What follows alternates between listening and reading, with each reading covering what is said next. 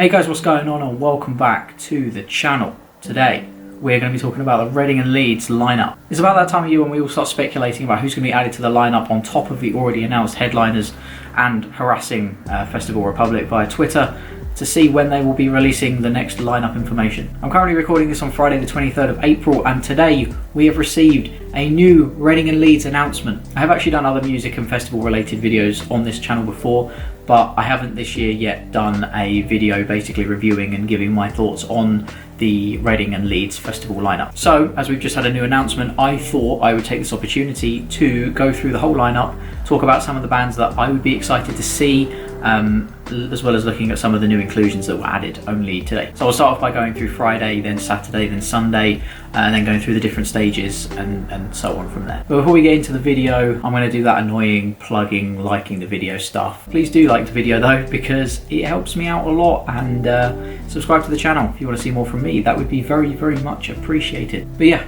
let's talk Reading. Okay, so Friday, and one thing I should say is I'm going to do this based on the Reading kind of breakdown rather than the Leeds one, because I'm going to Reading. Makes sense for me to do it based on what I'm actually going to go and see. Headlining on the Friday, we've got Big Mike Stormzy. I've actually seen Stormzy at Reading before. I think it was back in 2016, 2017, and he was very good. I've rewatched his Glastonbury set from a couple of years ago as well. Looks very good live. I think he would be a good time to go and see headlining Reading. Catfish and the Bottom are the headliners for the other second, whatever it is, main stage.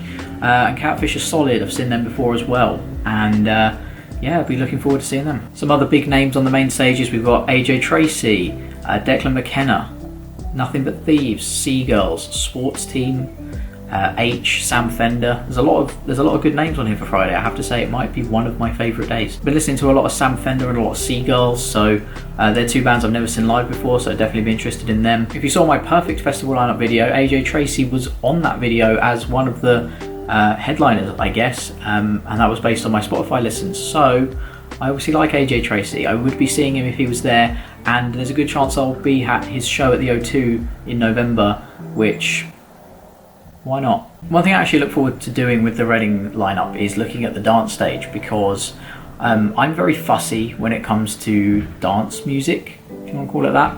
I don't like drum and bass. I don't really see the appeal of it personally. I'm much more into like dance electronic and EDM and stuff like that. So I do find it quite fun to look at the dance stage and see how much trash is on there.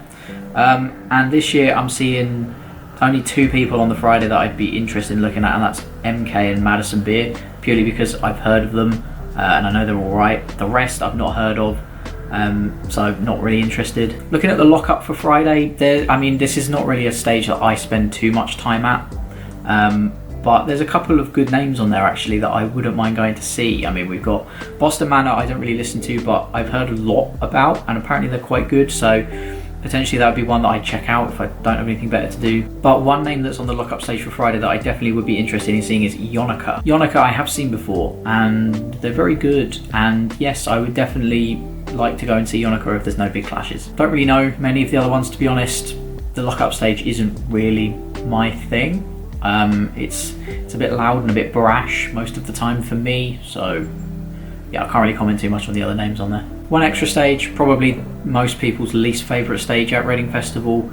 There's a few names on there that I know and that I wouldn't be opposed to seeing. Jack Harlow's probably one that a lot of people would actually be looking forward to. I don't mind him, to be fair. He's got a couple of good tunes. Getz is another one that I know, but I mean, it looks like he'd probably be on at a similar time to people like Catfish and Sam Fender, AJ. It's not better than any of them in my opinion. To be honest, I don't think I actually know any of the other names on the one extra stage on the Friday, so sorry. Alright, Saturday. Again, we'll start off with the headliners on the two different main stages that we have available this year. First one, we got Post Malone. Such a mixed opinion about this, to be honest, because I really like Post Malone. I think he's brilliant. I think his music's brilliant and he's very good live.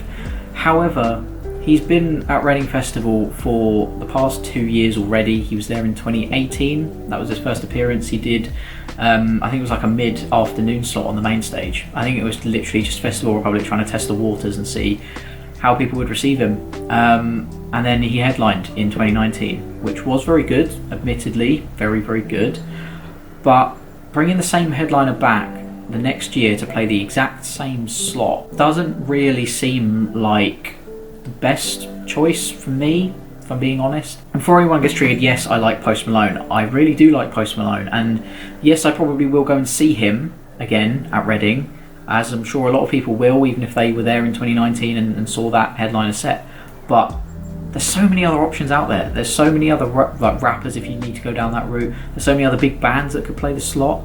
It doesn't really sit well with me, the fact that they've gone back to the exact same person to play the exact same slot essentially a year later. I mean, I know it's technically 2 years later, but seeing as it didn't happen last year, I'm just going to say it's the next year. The other headliner on the Saturday is Disclosure, and this one I'm actually very happy about. Disclosure were sub-headliners, I think, back in 2016, and I did catch a bit of their set, and they looked very, very decent. So I will definitely be seeing Disclosure. That's pretty certain in my mind, to be honest. Some other big names on the main stage for Saturday. We got Two Door Cinema Club, your classic festival band, aren't they? Really, like, you never go to a Two Door gig or a Two Door set, whatever it is, and have a bad time. Like, they've got all of the big tunes and they bring them all out whenever they do festival sets. So definitely be a Two Door. Obviously, it's a standard one for most people, I think. The Kid Leroy's an interesting one. I have actually heard of him, listened to a couple of songs, and he's decent. I would not be opposed to seeing him. Again, providing there's no big clashes. There's two bands on there on the bottom of the East main stage that I actually really like the look of, which is Easy Life and The Academic. I mean, Easy Life are a brilliant band. They're very chill, kind of the type of band that you could probably just sit and have a beer, listen to. The Academic are also very good. They're a little bit more lively, I guess. But yeah, definitely be up for seeing both of them for sure. On main stage west, we got the Wombats, and again, it's a bit like Two Door. And to be honest, if I'm going to say what I said about Post Malone and him playing back-to-back festivals and, you know, it not being very imaginative and original, I think the same's got to be said for both Two Door and particularly the Wombats, because the Wombats were there in 2019. They might have even been there in 2018. They're such a safe option. And I mean, don't get me wrong, big fan of Two Door, big fan of the Wombats, right? But there needs to be a little bit more, like, thought process going into that. Like, Festival Republic seems to just think, we've got Reading Festival coming up, what's a safe band that we can put on we know people like? Let's go to Two Door, let's go to the Wombats, let's go to these bands that we've put on most years that the festival's been on. And I'm not opposed to it, and I may go and see them, but I also may not, because I've seen them many times. And yes, they're good, but can we try something new, maybe? We also got Slow Tie. Slow Tie's a laugh. I saw him in 2019 in the Radio 1 stage, and he is bloody mental. He's mental. That was one of the most energetic sets I've ever seen. I saw him come out at a Muramasa gig last year, early last year, by the way, obviously. That was very fun, so definitely be a Slow Tie, I think. Becky Hill's also a pretty good one for the main stage. I have seen her before, actually. I think it was Dance Stage 2017, 2016, maybe. She's pretty good. Moving on, Saturday, dance stage. Going to do my standard thing of scouring the dance stage to find people I actually know and might like. And it's not looking good so far, because I think most of them are drum and bass guys. And Hannah Wants is there for the 97th time at Reading Festival. No one really cares for that, if I'm going to be honest, or at least I don't. As for the rest of the dance stage on that Saturday, it's all absolutely crap until we get to the very end and we see my boys, Noisy. Yes, lads. If you don't know who Noisy are, go and check out a video I made fairly recently, which was called something like 10 bands, artists that you should check out, because they're on there. You should check them out. Noisy are phenomenal. I will definitely be there. What a great way to kick off my Saturday. Can you tell I'm excited? Because yes, I am. Moving on, Saturday we got The Pit, and again, another stage I don't know too much about, to be honest. I recognise some bands on there. Fever 333 I know of, but don't really listen to, can't really comment. Same with Creeper. And I mean, looking through it, I don't think there's actually anyone on there I really know, so we'll swiftly move on. Moving on then, we've got The Pit. No, we don't.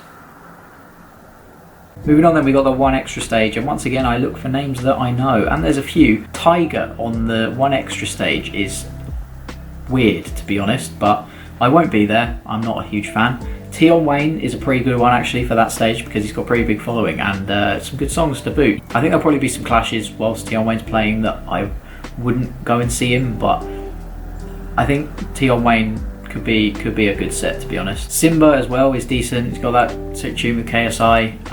Other than that, I don't really know anyone on that stage, to be honest. Let's move on to Sunday. It's Friday then, Saturday, Sunday, what? It's Friday then, Saturday, Sunday, what?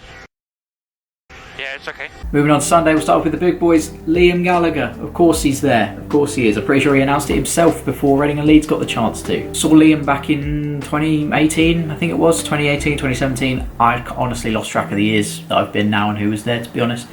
But Liam's very good. Liam's very good. He's got a lot of music out since that, which I'm sure will make his set even better.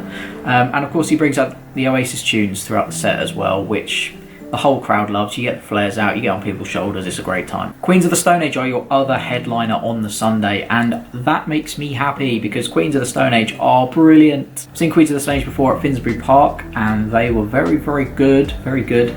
So definitely will be at Queens of the Stone Age. The only problem is I have a horrible feeling I'm going to get something that I am now going to call the Foo Fighter effect, which is where you do Reading Festival and you're there from, if you get the early bird, Wednesday, Thursday, Friday, Saturday, then Sunday, and you go home Monday, right?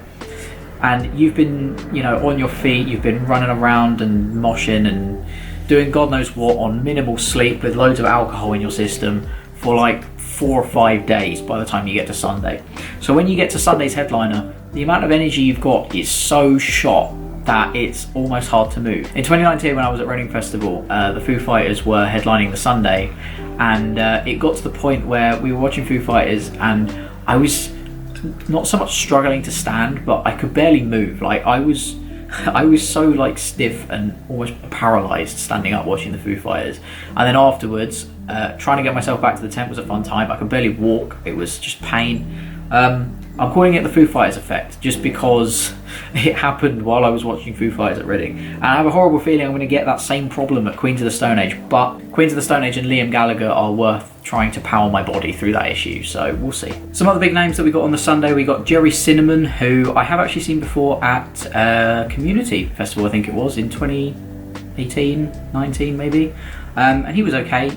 He's got a couple of good songs, but he's not really my thing, if I'm being completely honest. Wolf Alice are also pretty good, to be fair. I saw them as well at Reading and Leeds, and they were decent. Tom Grennan's just got a new album out, so very much looking forward to seeing him. I haven't actually seen him before, and I've been meaning to for quite a while, so that would be good. Then we go on to an interesting one. We got KSI on the main stage at Reading and Leeds Festival. What a sight that's going to be, honestly. So one of the biggest, and if not the biggest YouTuber in the UK is going to be on a main stage at a huge festival is big. And to be fair, I've been to one of his shows. I went to his show in Islington, I think it was early last year maybe, can't really remember. And it was actually very good. It was very good. He had a lot of guests, and it was a good show. So I'll be looking forward to see what he can do at a festival in that kind of environment. We've also got Machine Gun Kelly. I'm not a big fan, to be honest. However, Youngblood, that will be a good set. I saw him at Reading and Leeds, and he was very good. I think it was in 2019 I saw him, and he was very good. So we're looking forward to that one. Moving on to the dance stage, is there anyone I like? Nathan Dorr, I think, would be a good one. To be honest, I don't really know any of the other names on the dance stage for the Sunday. Overall, the dance stage is a bit of a disappointment, in my opinion. I'm not a big drum and bass fan. Okay, so I've just noticed, I think actually the Festival Republic stage and the pit are kind of the same thing. So it seems that on the Friday it's going to be the lock-up stage, then on the Saturday it's going to be the pit, and then on the Sunday it's going to be Festival Republic stage. I'm guessing that's how it's going to work. It's going to share the stage name, or share the stage I should say. So Festival Republic stage, is there any names on here that I particularly recognise and would be wanting to see? Not really, to be honest. The only name I kind of recognise on there is Blocks. I've definitely heard of them. I don't think I've really heard of anyone else, but the beauty of the Festival Republic stage, and I guess it's a good reason that it's on the Sunday, is that it's quite chill, it's quite easy going. You can go there without really knowing any of the bands and just kind of sit at the back, and if you need a bit of a breather, it's kind of a good place to go. Plus there is, well, assuming it's in the same place, the Festival Republic tent, there's actually really good 4G there, so if you need that while you're at a festival, then yeah, head there. Then we've got the final stage that we are talking about, the Sunday Radio 1 Extra stage, and kind of going through there looking for names. I recognise Swarms, he's good, to be fair. Yeah, and then the name that I'm most looking forward to on there is actually SX, who, a bit like KSI, I'm very interested to see what he can do in a festival setting. I think he'll put on a very good show, and I would not be surprised if we see SX coming out as a guest during KSI's set. Maybe vice versa, who knows. There we go, that is a run through of the Reading and Leeds lineup as of the 23rd of April. As I mentioned, we did get an announcement today, which you're probably all too aware of if you're following the lineup for the festival. I think the lineup's very good, and I'm actually quite interested to see how the dynamic of 2 main stages is going to work this year.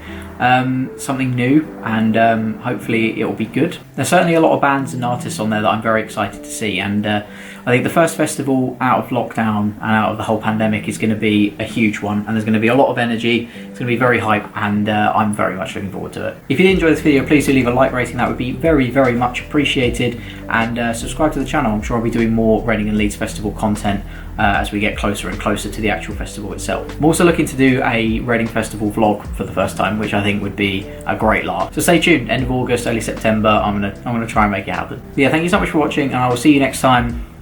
Peace.